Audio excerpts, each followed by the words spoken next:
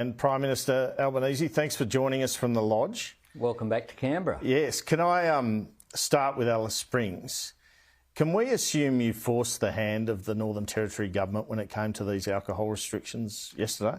Well, we had a constructive engagement. We had really positive meetings with members of the local community, with the Aboriginal Congress, but also with police officials, with local women's group from the remote communities, as well as with the Mayor of Alice Springs.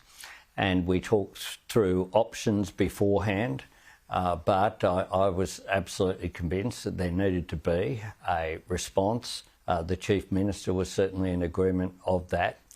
We agreed to establish a Central Australian controller, a quite radical position really to have Darrell Anderson appointed yesterday. We discussed that in advance, obviously. Darrell was there in the meetings with us, and to have someone who could coordinate action across the three levels of government and with community-based organisations as well. Clearly, there is a need for a response. It's not a simple issue.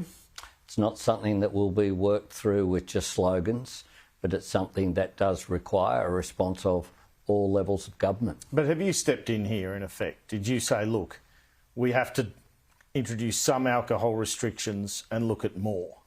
Well, that was certainly my view, but the Chief Minister and Minister Chancey Peach, who's a local member there as well, was in agreement with the position that we arrived at. So some immediate restrictions which were very much in accord with what the police assistant commissioners who we met with said would make a difference. That's based upon a model that's working now in Tennant Creek. But then as well, the change to an opt-out to an opt-in system for alcohol restrictions from remote communities, that ends on the 31st of January. So it makes sense to have that assessment and consultation with communities. We'll receive that report on the 1st of February. And of course, I have a meeting again with the Chief Minister next week here because we have National Cabinet meeting at the end of that week. Could you see a total ban introduced again? If the report said that was what was required, is that what you would institute? Well, that's an option that we completely have said is there on the table.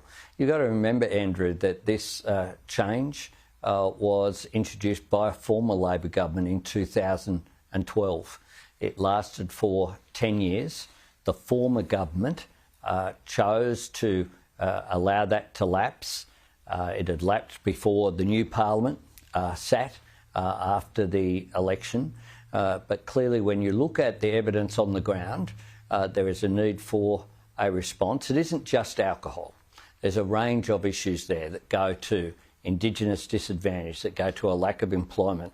There are some specific issues as well, such as the weather. The Assistant Police Commissioner has informed us that what had occurred just prior to Christmas was a range of rain events, essentially, that isolated a number of the communities. So you had people had come into town in order to get dialysis and bring their families coming in, and then they couldn't get back to their communities. That created problems with a lack of emergency housing, which is there, which is why also yesterday we announced comprehensive plans across a range of areas, including emergency housing, CCTV issues, but also extending funding for family and community services.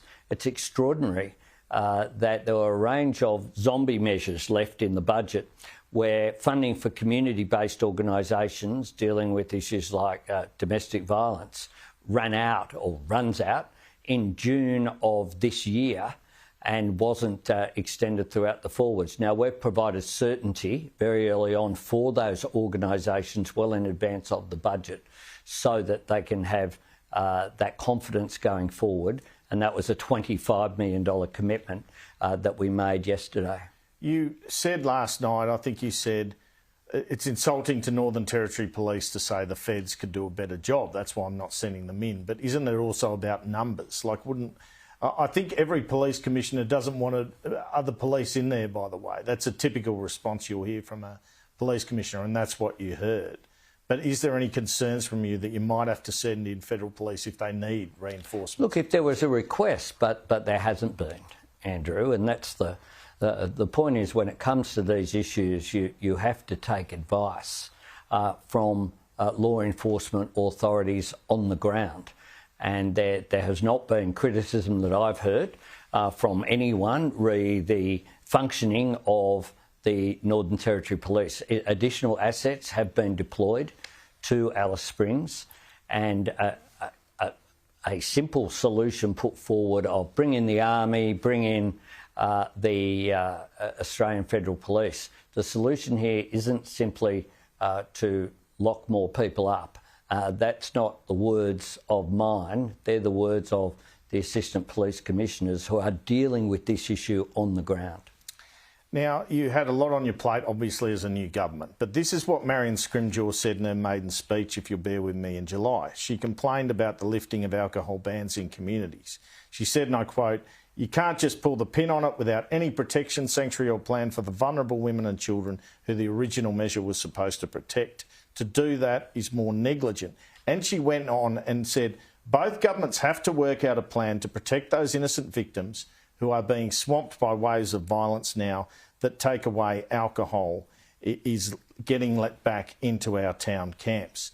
Now, you say the voice is about listening to Indigenous leaders, but did you listen to your own MP on that occasion? Well, Marion Scrimgeour is a great local member and a great advocate. She's a former Deputy Chief Minister of the Northern Territory, and I always listen to what Marion Scrimgeour says. And she was with us yesterday.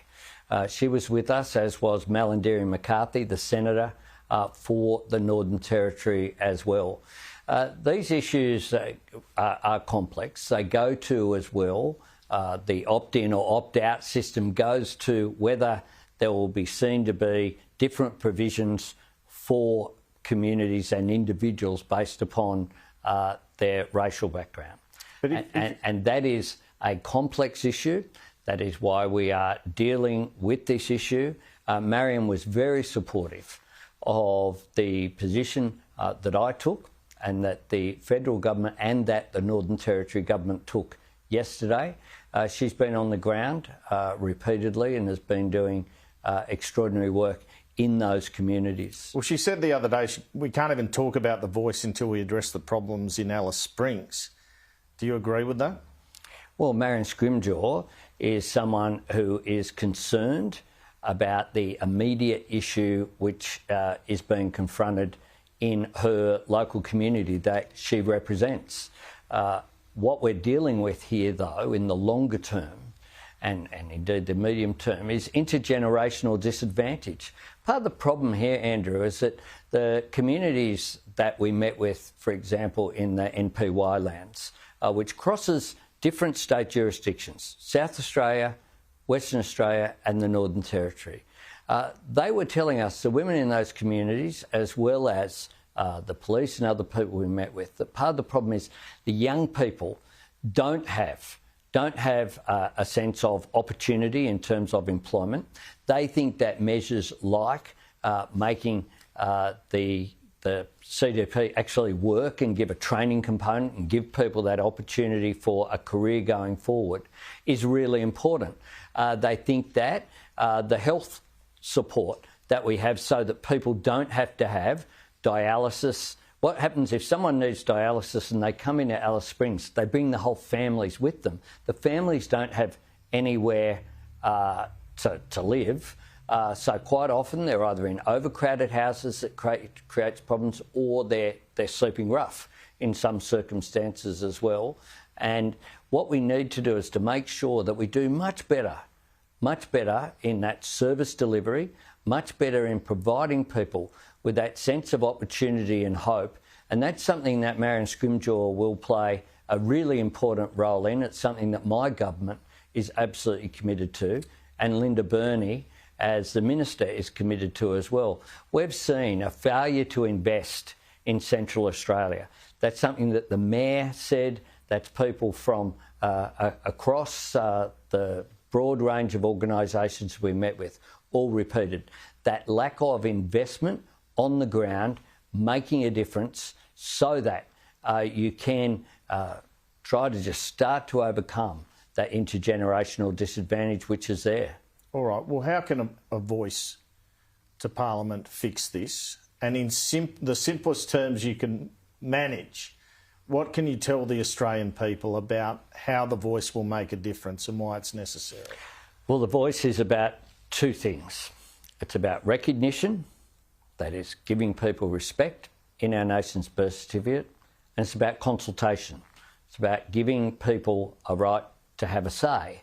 And as the Uluru Statement said itself, it said in 1967 we were counted, in 2017 they're asking to be heard. So for 120 years, decisions have been made in this city and before it in Melbourne or in the capital cities of states and territories on behalf of Indigenous Australians. What we need to do is to make decisions with Indigenous Australians and listen to them. And the reason why it will make a difference, the voice isn't the end. The voice is the means to the end. The voice is the vehicle by listening to people to get better practical outcomes, to close the gap which is there in health, in education, in housing, in life expectancy, in justice outcomes. And we know that the programs that are most effective, justice reinvestment programs, community health programs, Indigenous park rangers, are ones that have involved and got the ownership of Indigenous Australians themselves, where solutions have been imposed from outside. It has fed into what is seen as the torment of powerlessness, as Noel Pearson speaks about as well, that if you feel as though you're not listened to, you're powerless, then you don't have hope going forward. No one's saying that these issues are easy. If they were, governments, which of all persuasions have tried, with the best of intentions. But the truth is that in 2023, we still have extraordinarily large gaps in all of those key indicators. All right, Peter Dutton, as you know, keeps saying you haven't provided enough detail. He wrote to you, he says there's not enough detail. There are 8 principles that were released by the Indigenous Working Group.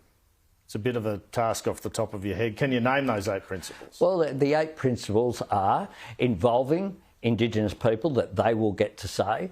The principles are as well what it won't do.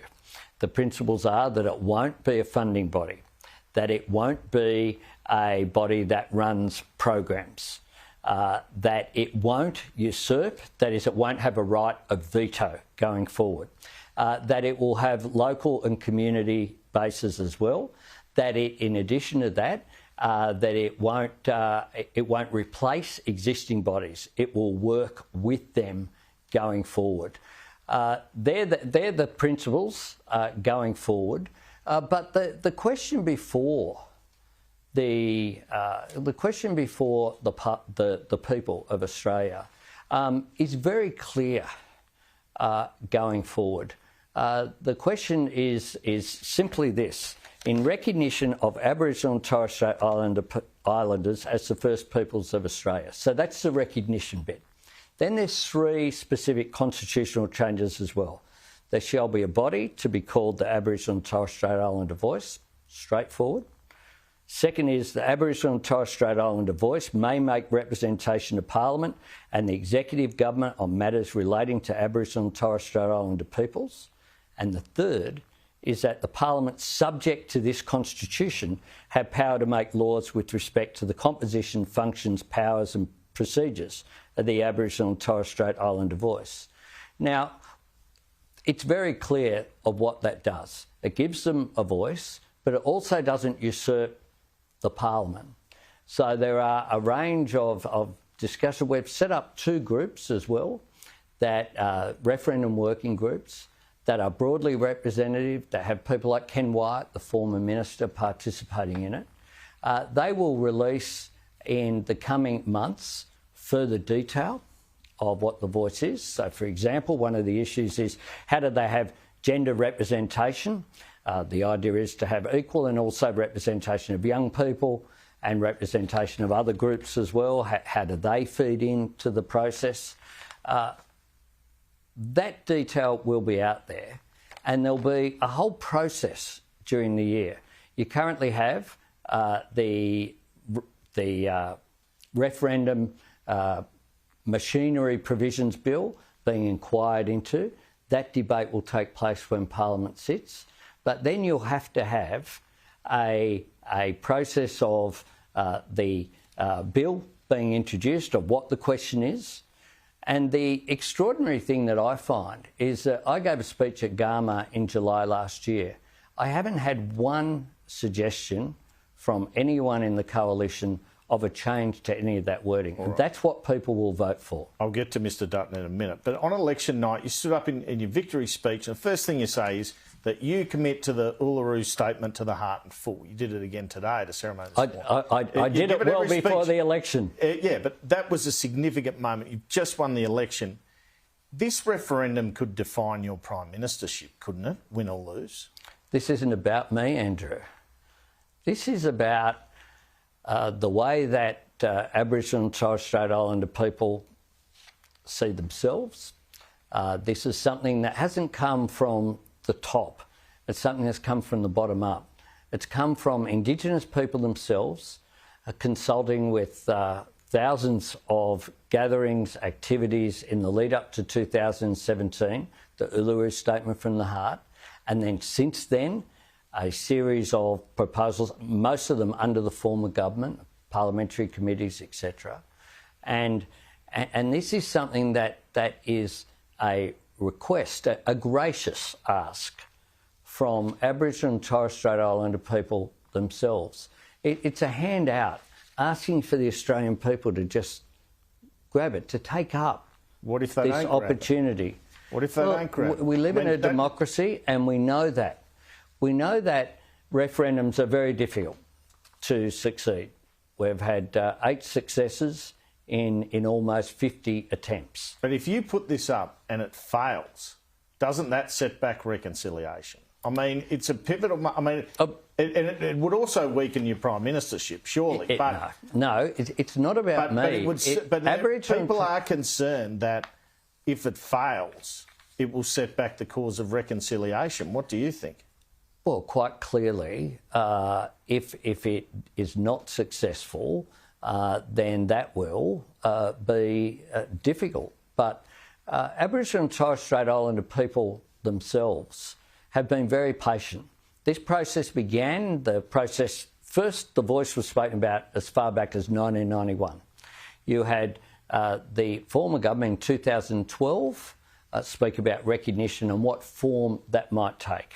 You then had the lead up to Uluru in 2017, and now we're 6 years later. The Karma Langton report went to the former government's cabinet twice. The question is this, Andrew, if not now, when? When do we recognise Aboriginal and Torres Strait Islander people in our nation's birth certificate? That's the question that's before, or will be, before the Australian people at the end of this year. And the question is being asked in the form in which Aboriginal and Torres Strait Islander people themselves have determined they want, which is by having a constitutionally enshrined voice to our parliament. You'd have more luck with this if Josh Frydenberg was the opposition leader right now, wouldn't you? Look, I think this should be above politics, frankly. But it's clearly not. But it should be. And I'll make this point, Andrew, that when we talk about leadership, I'm not the only person in a position of leadership in this country. The leaders of other major parties and indeed minor parties, including the Greens political party, this is a moment for them as well. Will they seize the opportunity to unite the nation and to take it forward as one? And what we saw with the apology to stolen generations is that some people went out there and opposed that advance, that moment in reconciliation, that step forward. And what we should not have here is a missed opportunity, which is there. And I think Noel Pearson said during the week, by all means, if you want to argue on party political terms, talk about a range of other things. But this should be above politics. I think it's a very generous and gracious offer of reconciliation moving forward. Well, it's been suggested to me today that Adam Bandt might have a different view to Lydia Thorpe on this. So I wanted to ask you about, and I think you're referencing that story today, Lydia Thorpe opposes the Voice, the Greens MP. What have your private discussions with Peter Dutton and Adam Bandt been like in terms of what they think of the Voice, without going into, breaking those sort of rules that you can't? But are you getting a different sense publicly from Peter Dutton than you are privately? Do you think he will oppose it all the way? Look, it's up to Peter Dutton to speak for himself. It's not up to me to characterise our private comments. All I can say is this: I have very consciously, not attempted to be partisan about these issues. Even when things have been said, I haven't said things that I might have to be critical back of positions that have been taken. But you're getting frustrated with Mr Dutton now, that's clear. My door is open on this. If there are practical suggestions going forward, I'm certainly up for that. And one of the things that I'd suggest that Mr Leeser certainly has been invited, but Mr Dutton as well would be very welcome to sit down at one of the referendum working group meetings. You have extraordinary Aboriginal and Torres Strait Islander people of goodwill working on this, working constructively, working these issues through, working through the detail. As you have said, there are some principles out there, but they're going to be filled out, those principles. There'll be more detail out there. But part of the contradiction in the debate here, and people know this, is that the Constitution, what people won't vote for is whether there's an office in Moree that has 2 people in it, or the sort of level of that detail. What people will vote on is the principle, and then the Parliament itself, and over a period of time, because it is up to the Parliament very explicitly in the wording that I have advanced as a draft, means that over a period of time it can change. So Peter Dutton can have, if he is successful after the next election, of course, he'll be in a position as well to advance and to improve. I'm sure that there will be improvements over a period of time, just like other structures change over a period of time based upon experience. Sure. But what it won't do is ever be above the Parliament. What it won't ever be in a position to be is to veto decisions of the Parliament of the day. All right, we're limited in time, I guess. I just want to go to a few other issues, but we'll ask you this finally on the Voice. It advises on legislation. We had a situation recently where we needed JobKeeper legislation, quick, smart, through the Parliament, emergency legislation. Would that have to go past the Voice? Well, nothing. It won't have a right of veto. So no. But could it hold things up? No, Okay. because it won't have a right of veto. That's the point. It can't get in the way of the way that Parliament functions. It's subservient to the Parliament, which is Lydia Thorpe's criticism of the body. I understand. All right, let's talk about inflation. 7.8% today. Rates just go up and up. Families are copping it. When does this end? Well, they've been doing it tough, and we know that the interest rate increases are having a real impact on family budgets, and also that those people who are on fixed rates, who will go off fixed rates, some of them during the next 12 or 24 months, these increases will have an impact, which is why we've prioritised putting downward pressure on inflation.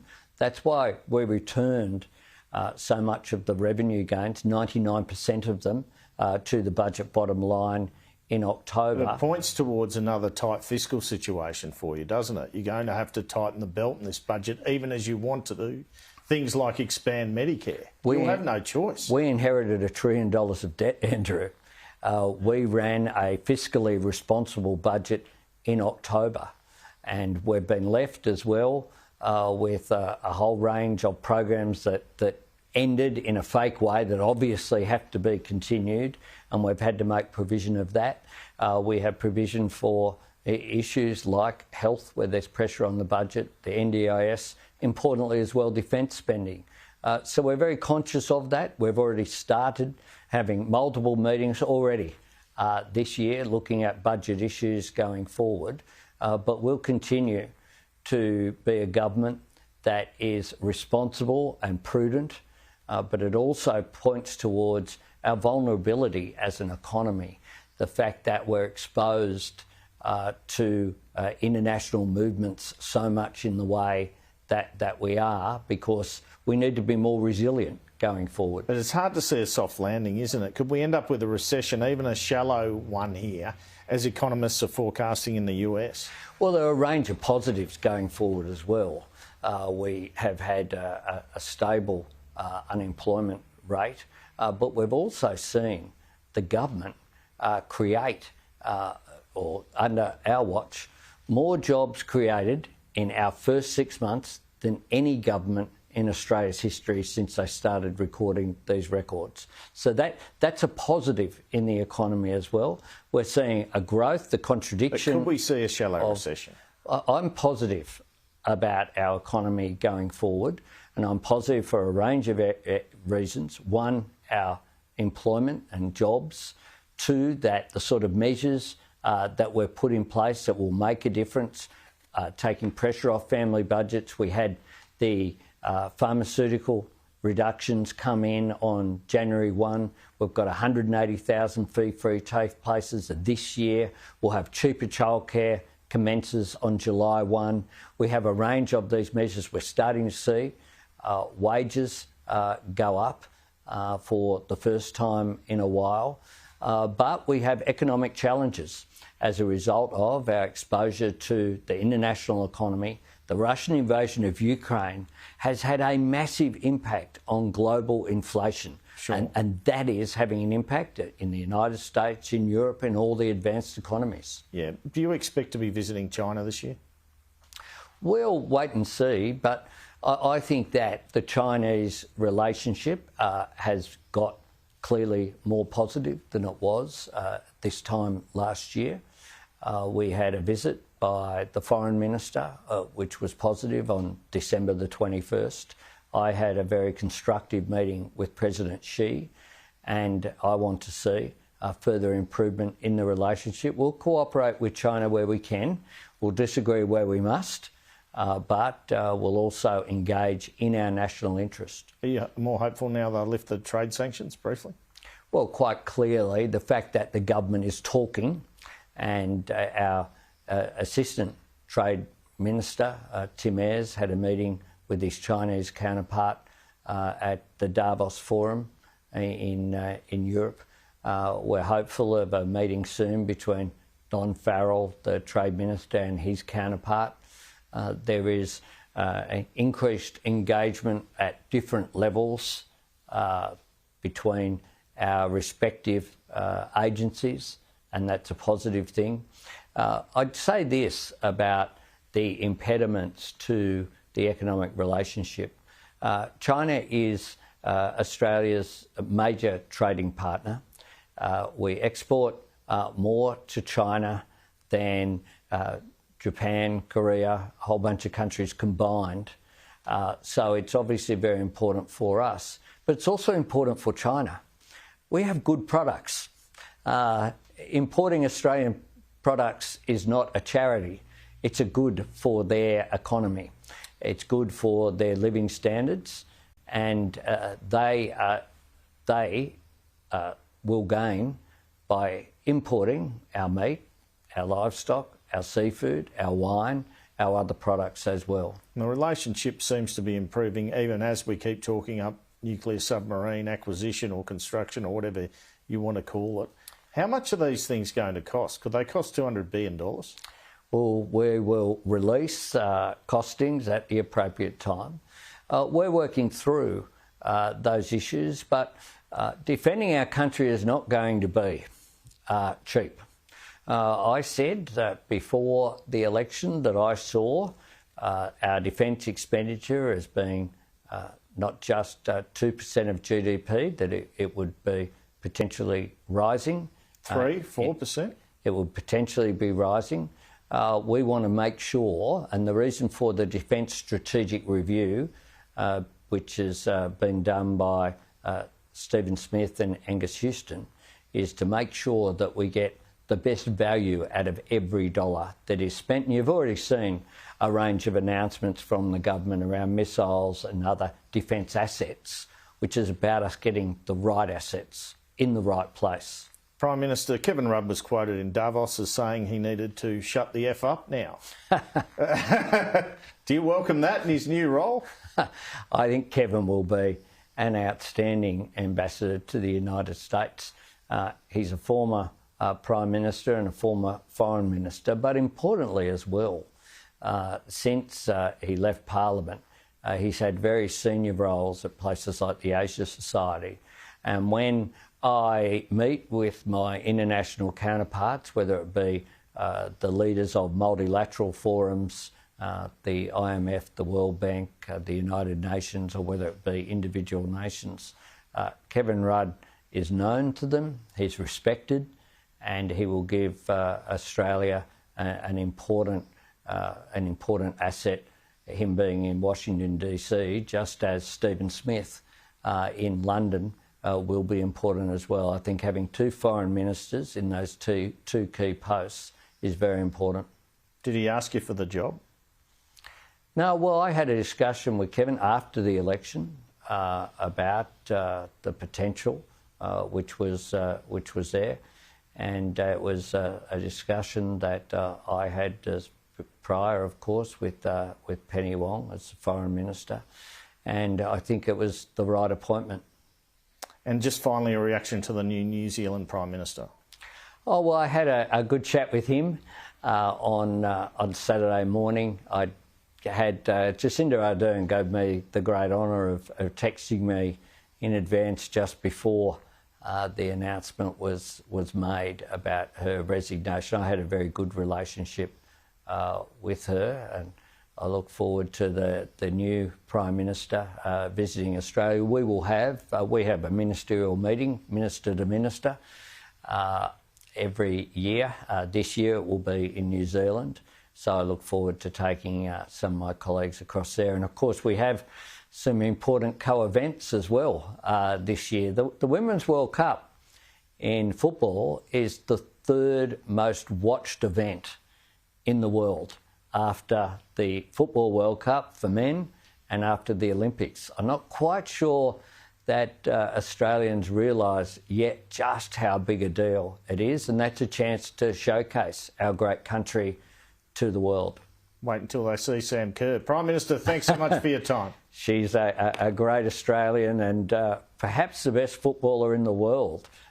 She will be a great asset for us at that World Cup. Thank you.